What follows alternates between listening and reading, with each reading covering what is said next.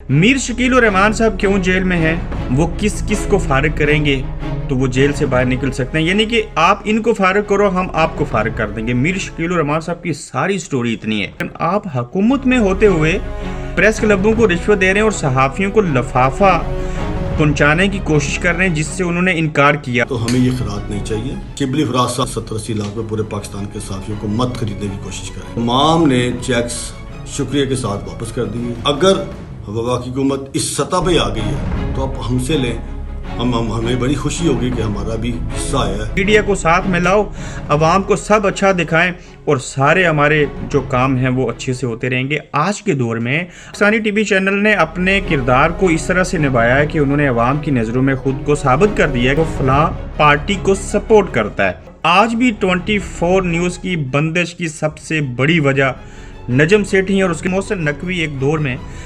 PTI का ये और इनकी अहलिया स्टेज पे झंडा लेके खड़े होते थे। इमरान खान साहब को, हमारे मुल्क के मौजूदा वज़ीर आज़म को ये मशवरा दे रहा है कि आप ऐसे करें तो ये चीज़ें ठीक हो जाएंगी। वो सबसे बड़ा उनका दुश्मन और जितने भी ख़राब काम हुए उसका सबसे बड़ा कसूरवार उनको मशवरा देने वाला है। इसमें तो कोई दो राय नहीं है कि पाकिस्तान का हर टीवी चैनल, ख़ासकर अगर बात की जाए जो बड़े न्यूज़ चैनल हैं, वो किसी न किसी हुकूमत को गिराने में, उनकी बुराइयों को छुपाने में और उनको बेहतर बनाने में उनका किरदार रहा। बड़े कम ऐसे टीवी चैनल होंगे जो किसी की पॉलिसी को लेके नहीं चलते। और देखा जाए तो लोगों की एक मिथ बन गई थी कि जो जियो टेलीविज़न है वो हुकूमत की तरफ है जब नवाज शरीफ साहब गवर्नमेंट में थे, और एयरवाई जो है वो पीटीआई की तरफ झुकाव रखता है, और समा टेलीविज़न जो है वो दोनों की खबरें बैलेंस दिखाता है। फिर दुनिया टीवी, बाकियों की बात कर ली जाए। यानी कि पाकिस्तानी टीवी चैनल ने अपने किरदार को इस तरह से निभाया है कि उन्होंने अवाम की नज़रों में खुद को साबित कर दिया है कि फ़लाँ पार्टी को सपोर्ट करता है। शायद ही दुनिया के अंदर ऐसा कम होता होगा, लेकिन आज मैं आपको ये भी बताने की कोशिश करूँगा कि जहाँ पे पाकिस्तानी मीडिया किसी का मोहरा बनता है, पॉजिटिव सेंस में या मुस्बत में, लेकिन वहीं पे दूसरी तरफ ये भी बात दुरुस्त है कि पाकिस्तानी मीडिया को जो आज़ादी है उसके साथ साथ इस वक्त वो किन मुश्किलात का शिकार है, उसमें कसूरवार कौन है और ये हरकतें क्यों हुई। बिलखसूस हम बात कर लेते हैं जो करंट इशू 24 न्यूज़ की बंदिश हुई। 900 मुलाजमीन जो हैं वो उससे सबको दोष हो जाएंगे जॉबों से। इससे कबल न्यू टीवी जो था आपने उसको बंद किया कि वो एंटरटेनमेंट चैनल था, खबरें दिखा रहा था, बंद कर दिया, फिर खुल गया, पता नहीं कैसे खुल गया, खुलना भी चाहिए था। फिर आप बोल न्यूज़ को क्यों नहीं बंद करते, चूँकि वो मौजूदा हुकूमत की मर्ज़ी की बात करता है। यानी कि उसका लाइसेंस जो है वो इस्लाम के ऊपर बात करनी है, दीन की बात करनी है, लिहाजा वो ख़बरें दे रहे हैं, लेकिन उनको कोई इसलिए बंद नहीं करेगा कि वो दूसरों की हाँ में हाँ मिलाते हैं।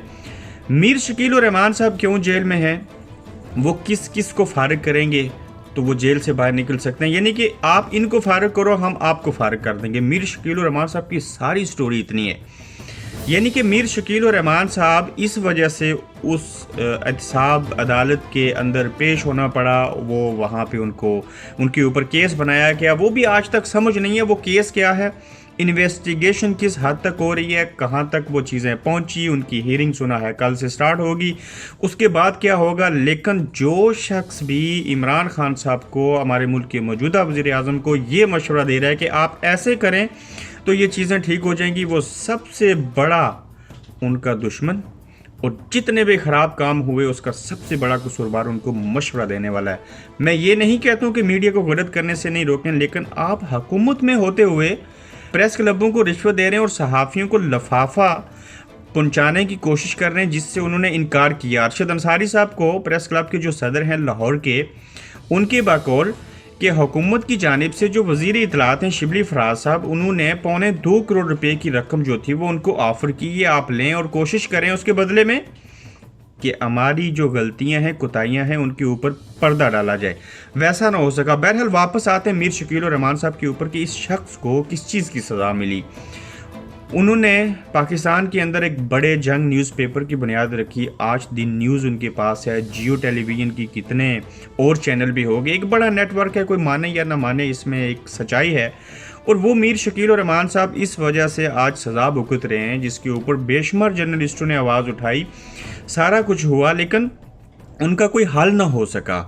अब जो पीटीआई के सपोर्टर होंगे वो तो कहेंगे इनके साथ ठीक हो रहा है, बाकी जो लोग होंगे वो कुछ और कहेंगे। लेकिन मैं सियासी कारकुनों की बात नहीं करता, मैं एज ए जर्नलिस्ट आप लोगों के सामने उनका केस रखना चाहता हूँ कि इस मुल्क के अंदर जुल्म की, नाइंसाफ़ियों की क्या इंतहा है कि जो भी हुकूमत आई उसने टीवी चैनल्स को, या टीवी चैनल्स ने खुद उनके लिए कुछ करने की कोशिश की जो भी था उसके हवाले से। लेकिन मीर शकील और रहमान साहब इस वजह से उधर हैं कि उनको एक लिस्ट दी गई कि आप इन लोगों को फारिग करें या ये लोग हमारी मर्जी की बात करें, हमारे खिलाफ ऐसा कुछ ना करें। मैं मानता हूं कि जियो कई बार हदें अबूर की, उन्होंने बहुत कुछ चीज़ें की।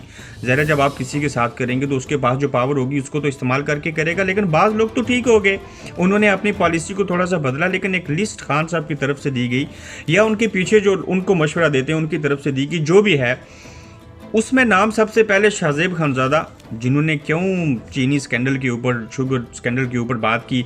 सलीम साफ़ी, उनका थोड़ा सा रवैया बदला है, वो वैसे भी ज़ातियात के ऊपर आ जाते हैं, उनको फारिग किया जाए। हफीज़ुल्लाह नियाज़ी जो खान साहब के अपने कज़न हैं, इनको फारिग करो। उमर चीमा आप बेहतर जानते हैं। अंसार अब्बासी बड़े अच्छे लिखते हैं, उनको फारिग करो। फ़रख दुरानी, उसके बाद लंदन से हमारे साथी मुर्तज़ा शाह साहब, उनको फारिग किया जाए। तारिक भट्ट और एजाज़ सैयद का नाम है। हुकूमत कह रही है मीर शकील और रहमान साहब अपने 9 बंदू को फारिग करें, हम आपको फारिग कर देंगे, यानी कि आज़ादी दे देंगे। तो क्या ये मीर शकील और रहमान साहब ऐसा करेंगे? ये शख्स कभी भी ऐसे नहीं करेगा। इसने जो काम पहले किए थे वो आगे भी होंगे, और ये किसी की ब्लैकमेलिंग में नहीं आएंगे, और ना ही प्रेस क्लबों को करोड़ों रुपए दे के, लफाफा दे के वो आपकी मर्जी की चीज़ें करेंगे। वो वही कुछ कहेंगे जो आप कुछ कर रहे हैं, और उससे ज़्यादा अगर कोई कहेगा तो वो अपनी सज़ा खुद से काट लेगा। 24 न्यूज़, मोहसिन नकवी एक दौर में पीटीआई का ये और इनकी अहलिया स्टेज पे झंडा लेके खड़े होते थे। अब 24 न्यूज़ इससे कबल भी बंद हुआ था, उसकी सिर्फ और सिर्फ एक शख्स रीज़न था जिसका नाम है नजम सेठी। वो फिर से बहाल हो गया। अब फिर से अगर बंद हुआ है तो वो मोहसिन नकवी जो इमरान खान साहब के सबसे बड़े सपोर्टर होते थे, आज उन्हीं का चैनल बंद हो रहा है। और उनका चैनल बंद होने की वजह से जो उनके मुलाजमीन हैं वो 900 की तादाद बनती है। और खान साहब अब वो शख्स हैं जो कहते थे कि मैं बैरून मुल्क से भी लोगों को पाकिस्तान में नौकरियां दूंगा। आज तो आप खुद ये चैनल बंद करके उनकी नौकरियां ख़त्म करने का सबब बन रहे हैं। ये कौन सा एजेंडा है आपका? ये कौन सी पॉलिसी है? मैं खुद से कहता हूँ जो भी आपको ये मशवरा देता है वो अपना नहीं, किसी और का भी नहीं इतना नुकसान कर रहा जितना आपका नुकसान हो रहा है। मेहरबानी करें, एक चीज़ को कोई भी बिला वजह शख्स अगर बंद करेगा तो आपकी रेपुटेशन भी ख़राब होगी। उन 900 मुलाजमीन के घर के अंदर अगर 5 फ़र्द भी हों, 3 भी हों, तो आप इमेजिन करें कितने लोग जो हैं वो बेरोज़गार होंगे, उनको खाना खाने को उस तरह से नहीं मिल सकेगा। पहले से मुल्क के माशी हालात ख़राब हैं, ऊपर से आप टीवी चैनल को बंद करके ये हरकतें कर रहे हैं। अगर करना ही है तो बोल को भी करें,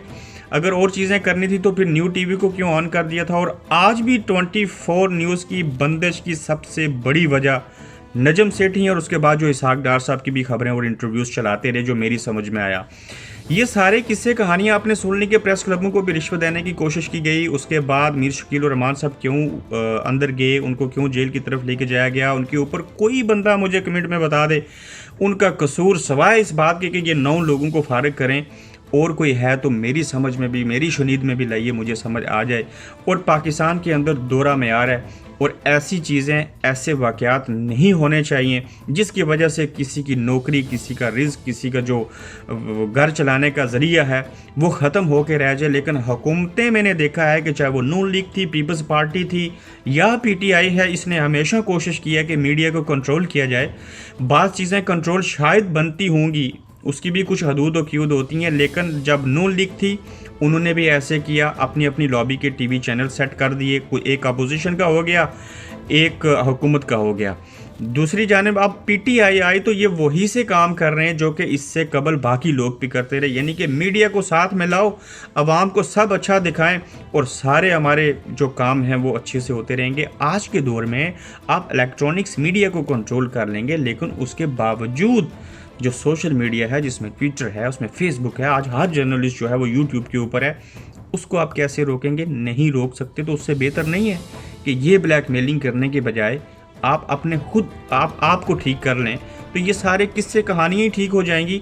तो मीर शकील और रहमान, मुझे उम्मीद है कि ये बाहर आ जाएंगे। 24 न्यूज़ को मैं एज ए सहाफ़ी उसके ऊपर एहतजाज करता हूँ। ये 900 मुलाजमीन, 900 हमारे जर्नलिस्ट भाइयों का एक रोज़गार का मामला है, उनकी ज़िंदगी और मौत का मामला है, और उनको 24 न्यूज़ को बहाल करना चाहिए जैसे न्यू टीवी को उन्होंने बहाल किया। मुझे उम्मीद है कि बाकी जर्नलिस्ट भी जो हैं वो इसके ऊपर ज़रूर अपनी आवाज़ उठाएंगे। आप देख रहे हैं गोरखधंधा अब्रार कुरैशी के साथ।